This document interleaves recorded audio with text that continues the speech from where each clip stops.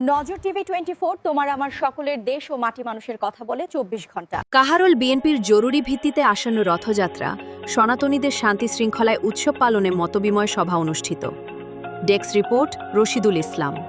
15 জুলাই বুধবার বিকেল 5টায় জেলা বিএনপির নির্দেশনায় কাহারোল উপজেলা বিএনপির আয়োজনে আসন্ন সনাতন ধর্মাবলম্বীদের রথযাত্রা উৎসব উপলক্ষে এক মতবিনিময় সভা ও স্বেচ্ছাসেবী কমিটি গঠন করা হয়েছে।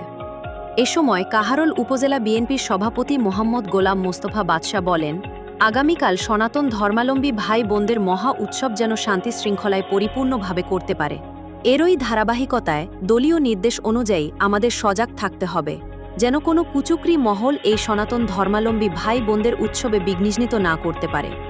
এরই স্ব জায়গা থেকে স্বেচ্ছায় সনাতনীদের উৎসবের নিরাপত্তায় স্বেচ্ছাসেবী কমিটি কাজ করে যাবার আহ্বান করছি।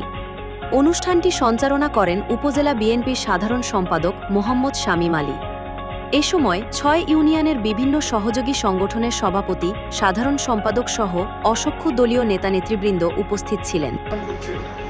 আজকে কমলমতি শিশুদেরকে ছাত্রদেরকে রাস্তায় নামিয়েছে। আমাদের মধ্যে এমন অনেক ভাইকে আমি লক্ষ্য করি, বাজারে ঘাটে কথা বলতে যাচ্ছেন, আপনি বুঝেন না আপনার সংগঠন কি, আপনি জানেন না আপনার রাজনীতি